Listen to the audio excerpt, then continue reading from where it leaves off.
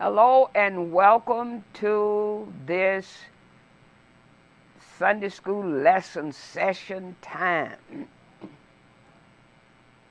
Our lesson, we are still talking about when the church prays, and our lesson today is your all on the altar. Now, and if you have the lesson in front of you, you will notice that the word all is in all caps because all on the altar. So let's get ready and dive into this great lesson. We welcome you, certainly our e-campus members, Hardin County, Indiana, Louisville, Doscomana, and all those who, even if you don't belong to St. Stephen, that's okay. St. Stephen can still belong to you. And welcome for this special Bible study time. I want you to know that this lesson that we're going to be looking at today is certainly a familiar passage because we will look at Elijah on Mount Carmel. The last 2 weeks we looked at the church being in prayer, but I want us to understand that there are times when an individual can pray and stand for God in the gap. So after studying this lesson, our students will see that a great spiritual showdown between Elijah and the prophets of Baal on Mount Carmel, and they will understand that there is no God but Jehovah. And here's the good news. This is shouting territory right here. He cannot be defeated regardless of the odds. I don't care what the odds are. We are battling COVID. He's not. We need to tune into him because he cannot be defeated. Nothing. High blood, low blood, no blood, cancer, COVID, whatever it might be, unemployment, the weather, nothing can defeat the true and living God. So, what is our need? In our old school church I grew up in, we had altar call every Sunday. Yeah, I said it, every Sunday. We had altar call. But somehow or another, in today's church, we seem to have forgotten doing the altar call. And the greatest need of this hour is for men and women who will rebuild the altar. Rebuild the altar after rebuilding the altar to call back to God. Our children have gone astray. Our church is doing whatever they want to. Our community, so much violence in the neighborhood. And our commitment. I guess maybe if I put commitment first, then we would be ready to call back our children, our church, our community. But I have commitment at the bottom because that's the foundation. Teach Geneva. That's the foundation. Everything is held up by our commitment. And the altar is the meeting place with God. It's where you go and climb Mount Moriah and give up your Isaac to God. What is your Isaac? What is your Isaac? What is it that you need to give up? Or what is it that you need to put all on the altar? There is, in our lesson, I forgot to mention it, but there is, a chart that said, is your all on the altar? And it shows what we need to put on the altar. You see that? Look in your lesson. You got it. There it is. You need to put pride, our ministries, our sins, our goals, our programs, our business, our time. Put it on the altar. Put it on the altar. And we need to put our Isaac. See, some of that pride, self, ministry. We love ministries more than we love church. And we love church more than we love Christ. Something is wrong. Is your all on the altar of sacrifice lay? Your heart does the Spirit control. You can only be blessed and have peace and sweet rest as you yield Him your body and soul. So, the altar is a place of consecration, of sacrifice, consecration. It's on the altar that things have to die. So, let's let now. Whew, I'm telling you, this is, we are in some trying times, and the church needs to be in prayer. Now, let's look at the spiritual atmosphere at this time. The people were corrupt. Why? Ahab, who is the king, he marries Jezebel, and she's got to be one of the most wicked women I know that's in the Bible, but in the world, she's so wicked, so low down. I have never in all my years seen a child, a mother name her daughter Jezebel. The name even depicts treachery, wickedness, ungodliness. And here Ahab aligned himself with Jezebel. And they are a wicked couple. Why? Because Ahab forsook the true and living God. Jezebel blatantly honored and supported the priests of Baal. She supported her God. But Ahab, he forsook the true and living God. That just somehow doesn't make sense.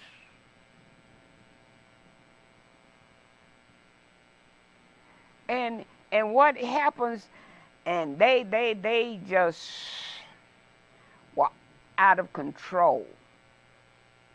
Out of control. And the nation then is kind of like us today.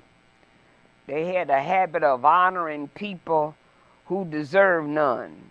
We give accolades to perverse movie stars and television heroes, and we elevate the athlete and the politician, and they live ungodly and perverted lives, and yet we are ready to kill, assassinate, beat up, talk about them. Anyone who has the backbone to speak power or speak truth to power, let me put it that way. But on this scene steps one of the greatest prophets, and that was Elijah. He was one of the greatest prophets of the Old Testament, and it was during these dark and terrible days of Ahab and Jezebel. Now, they were terrible. In fact, 1 Kings 16:33 said, he did more to provoke the anger of the Lord, not they, because God wasn't looking to Jezebel. He knew that she was a Baal worshiper.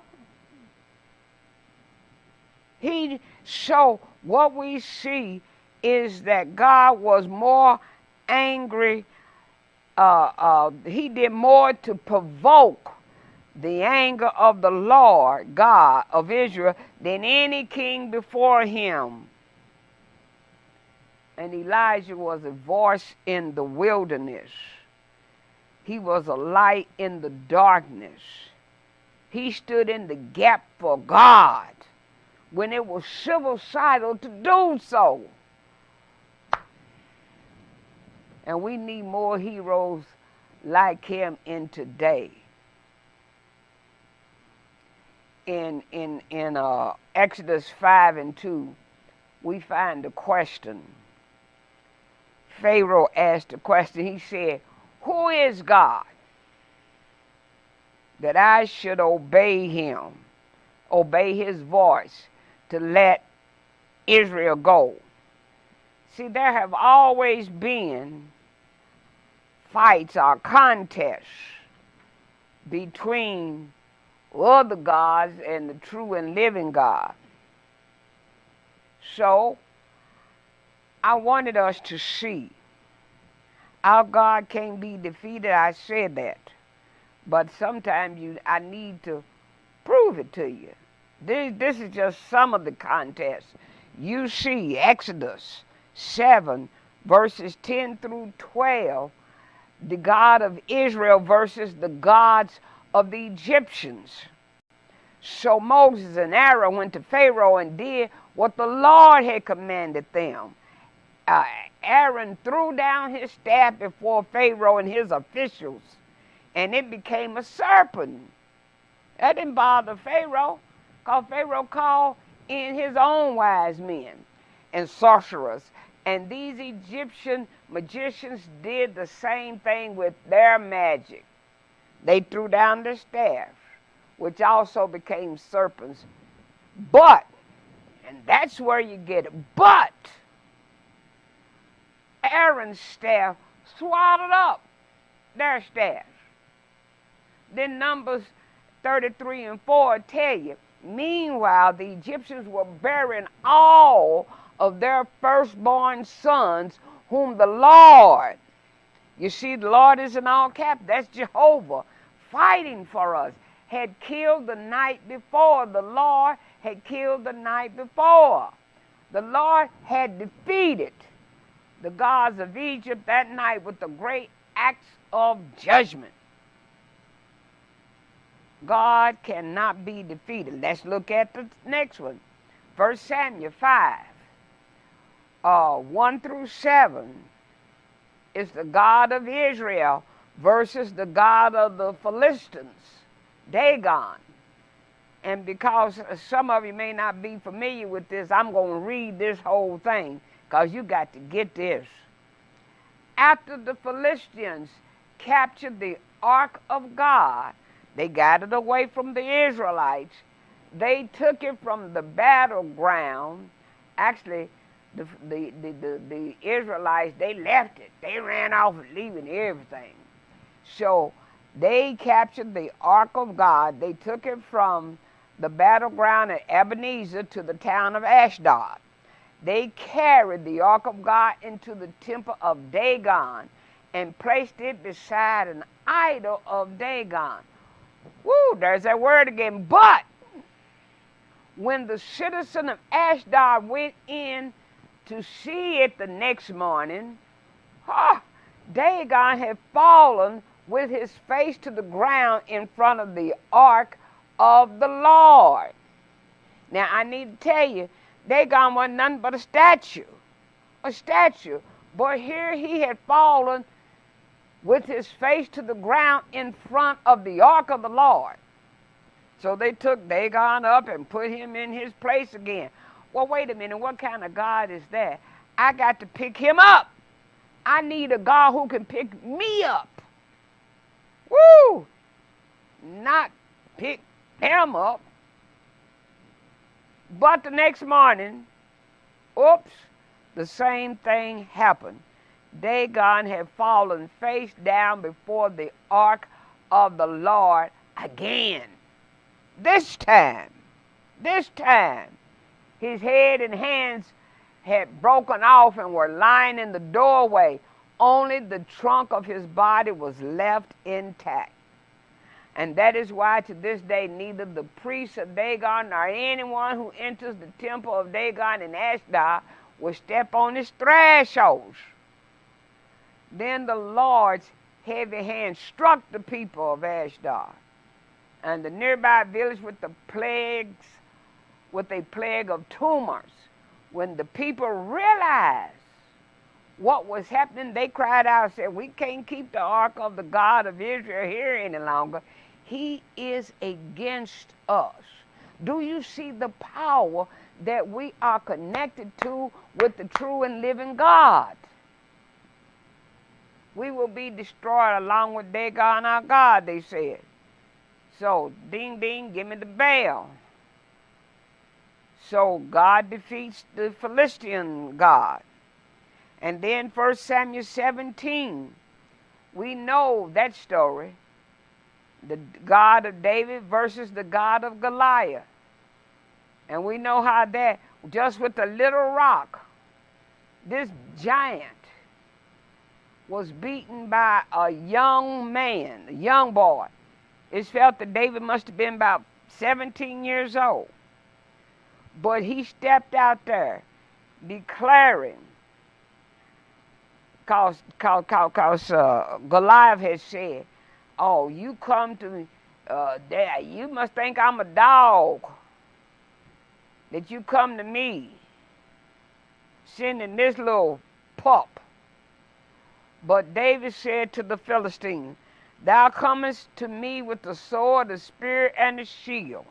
But, there's that but word again. I come to thee in the name of the Lord of hosts, the God of the armies of Israel, whom thou hast defiled. And when I get through with you, all the earth will know that there is a God in Israel.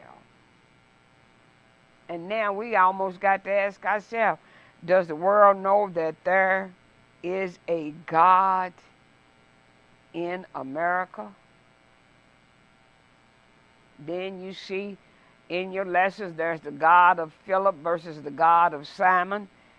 But here's the good news. How was it won? How did these things won? Look at Colossians 2:15. Colossians 2:15. In this way, he disarmed the spiritual rulers and authorities. He, who? Jesus. He shamed them publicly by his victory over them on the cross. See, all of them, their arms were too short to box with God. But now we come to a classic biblical example where a servant of God sets up a battle between the true and living God and the gods of his enemy. Now, let me say, you need to go back and read all of chapter 18. But let me tell you, just for purpose of study today, that Elijah had told Ahab, I told you he stood in the gap, said there ain't going to be any rain until I say so. So there was a drought in the land, and then God told Elijah to tell Ahab that and then leave. And Ahab looked for him, but he couldn't find him. You know why he couldn't find him? Because God had Elijah to hide in plain sight. He had Elijah to go into the land of the pagan gods. And that's where we know about the widow and she fed Elijah. Well, that was in Tyre and Sidon. In that area, that was the capital of Baalism. But now, after time has passed, droughts in the land, there has been a drought, there's been no rain for 3.5 years. God tells Elijah, to go back and confront Ahab. And our lesson picks up with 1 Kings 18, verses 17 and 18. When Ahab saw Elijah, he exclaimed, so it is really you, you troublemaker of Israel. Is it really you? And Elijah says, I have made no trouble for Israel. You and your family are the troublemakers, for you have refused to obey the commands of the Lord and have worshipped the images of Baal instead. Now, let's look at point 1, scornful. Ahab sees Elijah and he is not happy. In fact, he calls him a troublemaker. And a troublemaker is someone, of course, who causes trouble, who stirs up discord, who disturbs others, who agitates, causes mental agitation or distress. And you've got to wonder. I gave you a point to ponder. You need to ponder these points. You have to realize that when you get serious about serving God, 100% sold out, you will be viewed as a troublemaker. Another point to ponder. And I asked you the point to ponder. Why? Why will you be viewed as a troublemaker? I'm not going to answer. That's your point to ponder. The next point to ponder. Most people are satisfied to live around the altar, but you have chosen to live on the altar as a living sacrifice. God don't want no more dead sacrifices. He's had enough dead animals, and the sacrifice that his son made settled everything. So what God needs is a living sacrifice. So now, what you need to ponder, what is the difference to you between living around the altar versus living on the altar? Because look at Romans 12:1. It said, I beseech you therefore, brethren, by the mercies of God, that ye present your bodies a living sacrifice, holy, acceptable unto God, which is your reasonable service.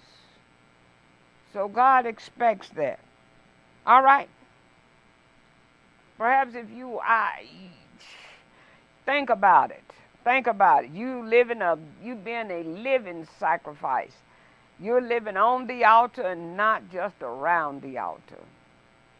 It's kind of like some of us, we are at church, but we're not in church. Woo! Some of us don't have the church in us. Okay, 1 Kings 18 and verse 19. Now, this is Elijah.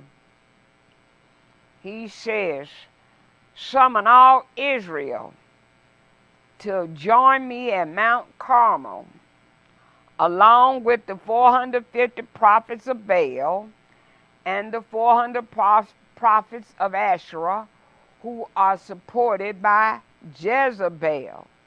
So now we see a summons. Gather your prophets for a showdown at Mount Carmel. Excuse me there. I forgot to put it, to turn it off, but I can do that now. Okay. Because if it wasn't the Lord, I don't need to hear from him no way. So, he said, I think Satan didn't want me to tell you this part, but he can forget it because it's going to be told. Why Mount Carmel? It was a stronghold. It was a large mountain. And whoever controlled Mount Carmel controls the northern half of the nation militarily and politically.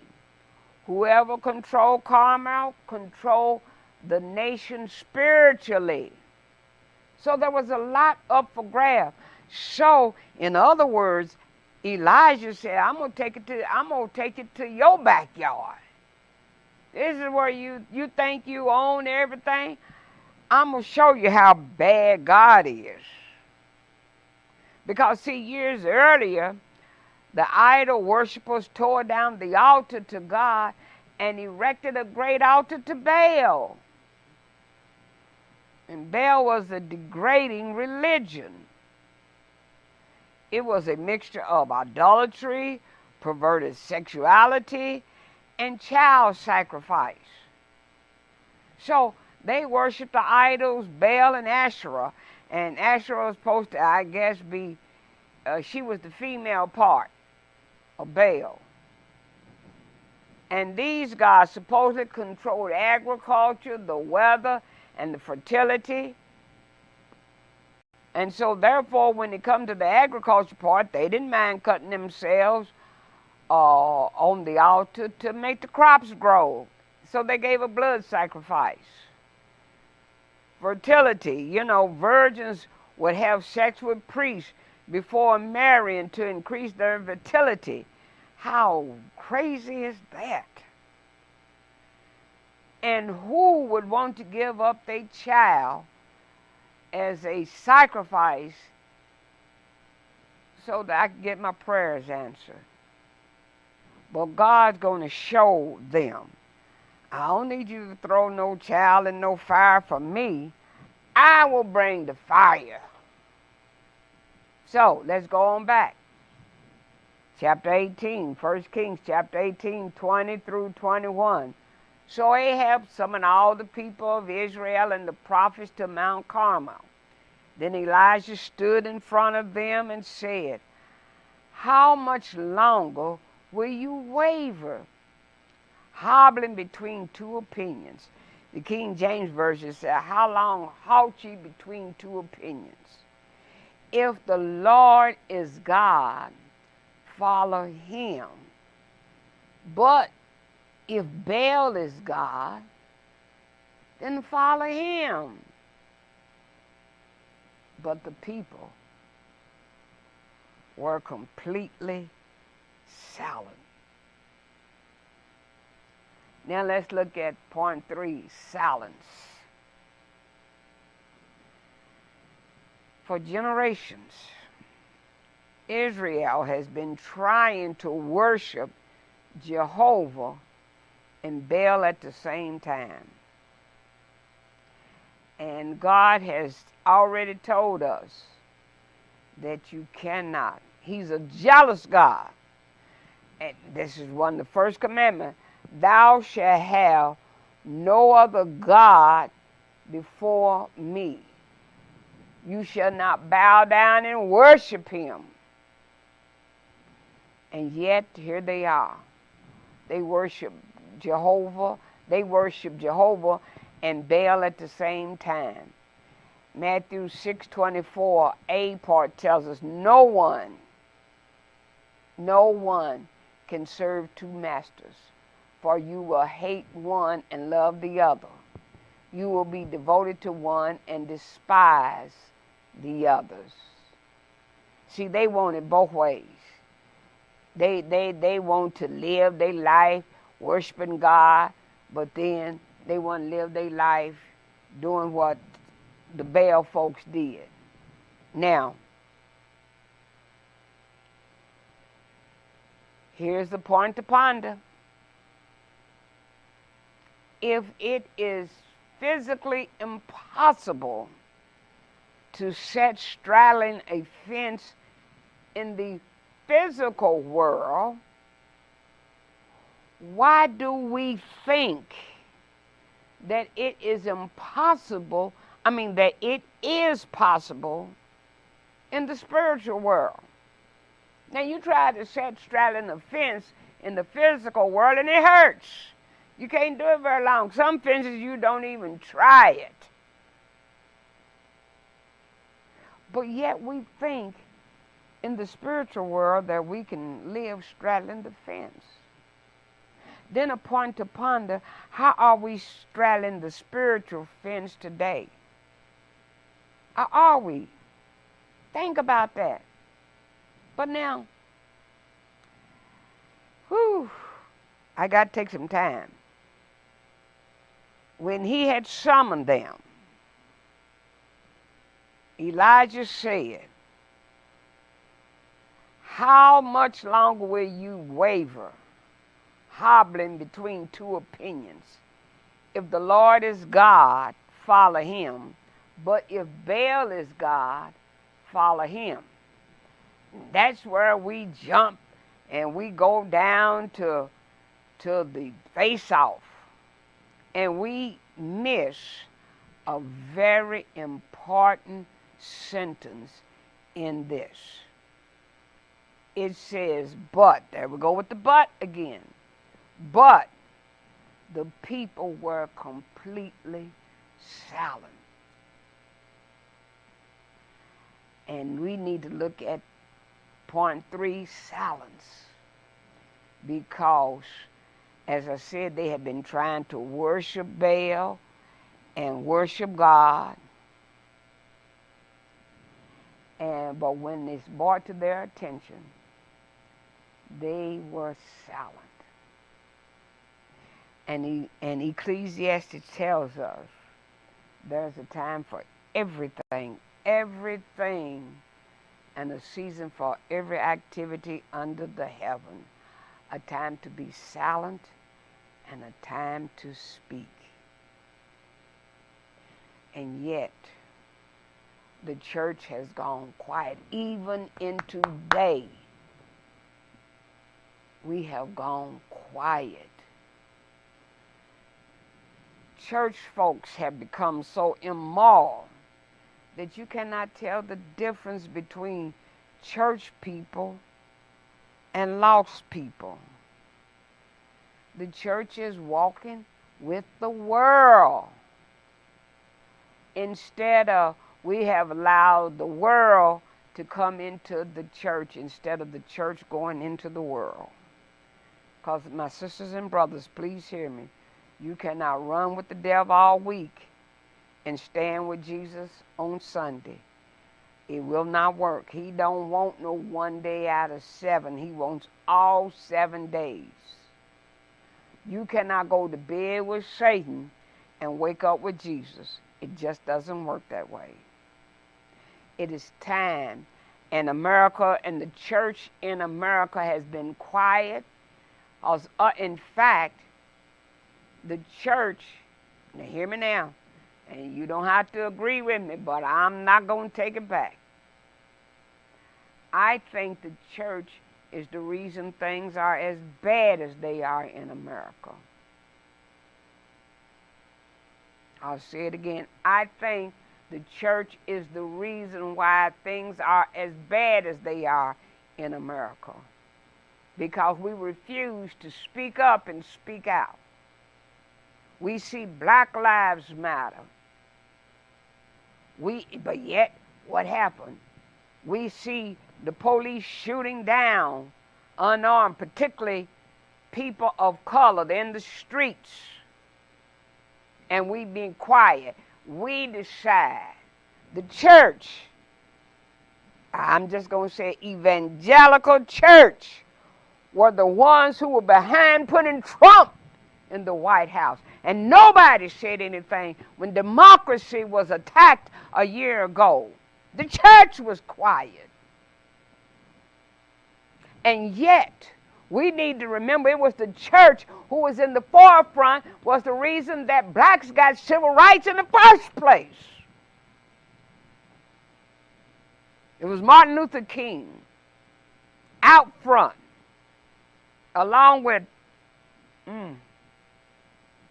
his sidekick. I forgot to name all that. But it is time for America to choose. It's time for the church to choose. Moses said it this way, who's on the Lord's side? And that's the question to us today. Time for America to choose. Are you on the Lord's side? Are you on the side for power? For the Trumps? For the McConnells? Are you on the side for taking voting rights from people because you want your people to keep you in power?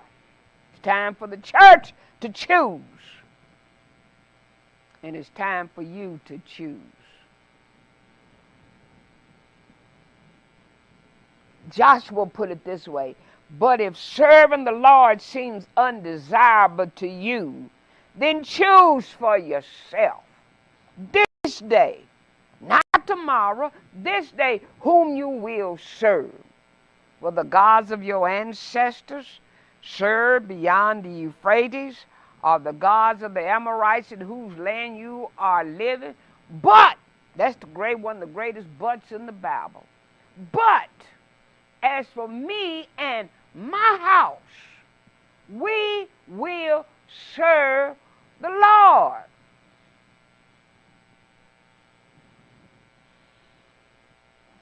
And God warns us against indecision.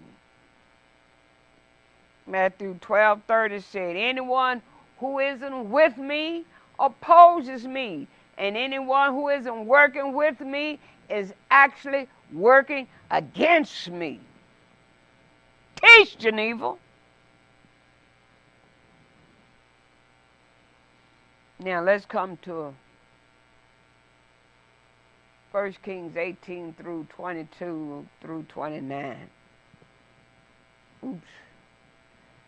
Then Elijah said to them, I am the only prophet of the Lord who is left, but Baal has 450 prophets. Now bring two bulls. The prophets of Baal may choose which one they wish and cut it into pieces and lay it on the wood of their altar, but without setting fire to it. I will prepare the other bull and lay it on the wood of the altar, but not set fire to it. Then call on the name of your God, and I will call on the name of the Lord. The God who answers by setting fire to the wood is the true God. Now the people speak, and all the people agree. Then Elijah said to the prophets of Baal, hey dudes, y'all go first. For there are so many of you. Choose one of the bulls and prepare it and call on the name of your God. But don't set fire to the wood. So they prepared one of the bulls and placed it on the altar.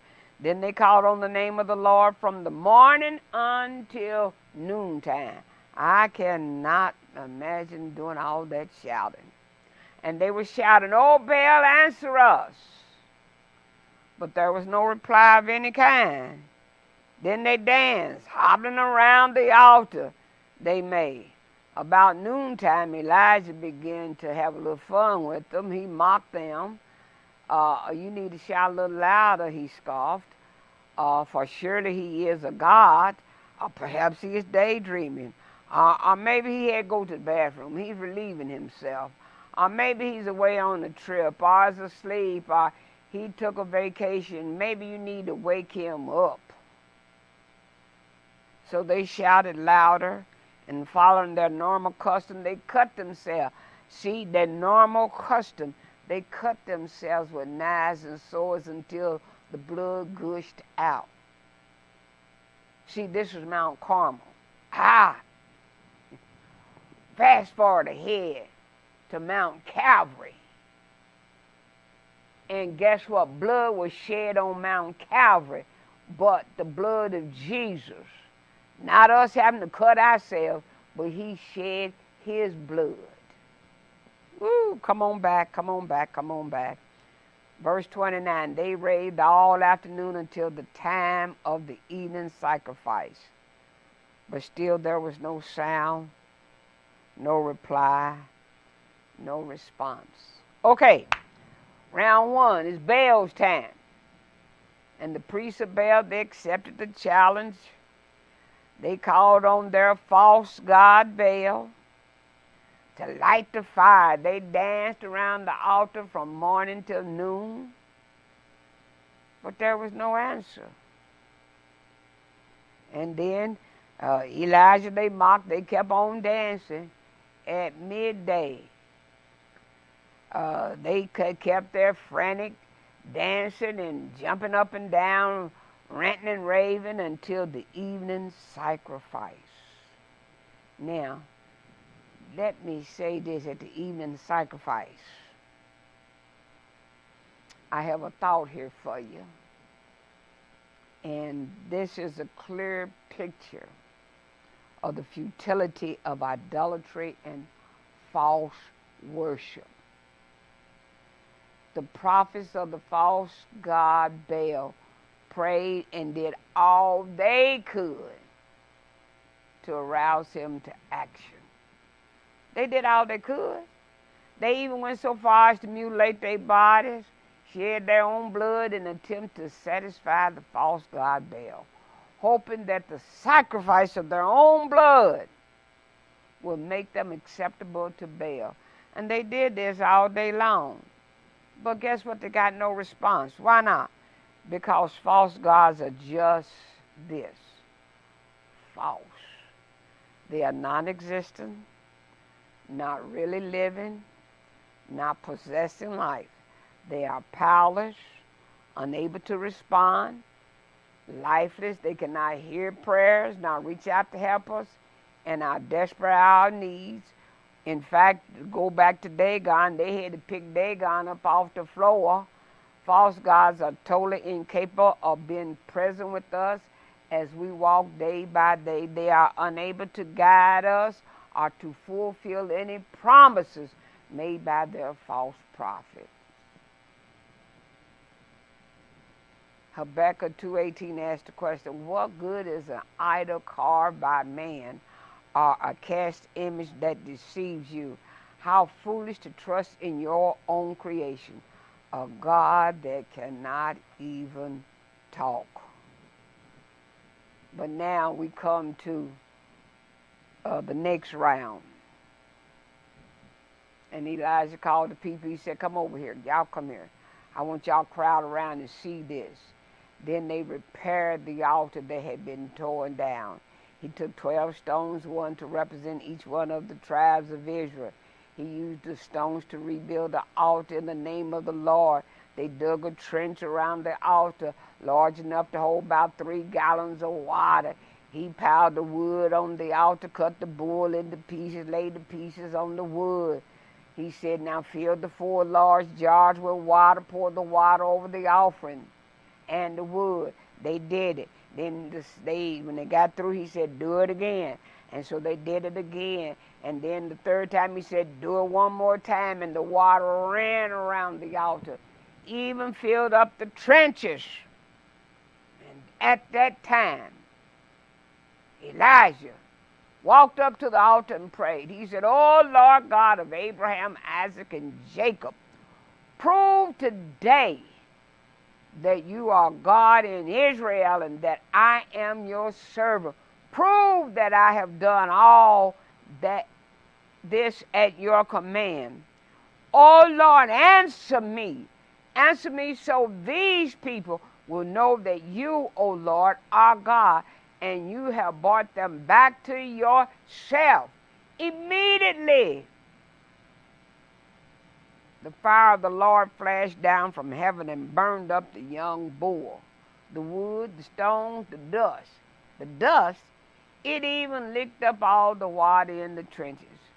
And when all the people saw it, they fell face down on the ground and cried out, the Lord, He is God. Yes, the Lord, He is God. Now, let me say this. There are 3 things. Well, let me say, and this is what we need in America right now. We need to build not highways, not expressways. We don't need to build anything in New York or Washington, but we need to build it in every city and every church and every home. And that is we need to rebuild the altar. And Elijah does the first altar call. He summons all the people to come to the altar. And then he prayed 3 things he prayed for. For the Lord to prove that He alone is God. For the Lord to prove that Elijah was God's true servant. And for the Lord to hear and answer his prayer so the people would know that the God Elijah was serving was a living God, and they would be stirred to repent. And God immediately answered. So my question to you today is your all on the altar? of sacrifice laid. Your heart does the Spirit control. You can only be blessed and have peace and sweet rest as you yield Him your body and soul. Let us declare today we will be living sacrifices, living on the altar and not around the altar. And that's our lesson, is you're all on the altar. We'll see you next week when we will continue the series, When the Church Prays. Be blessed.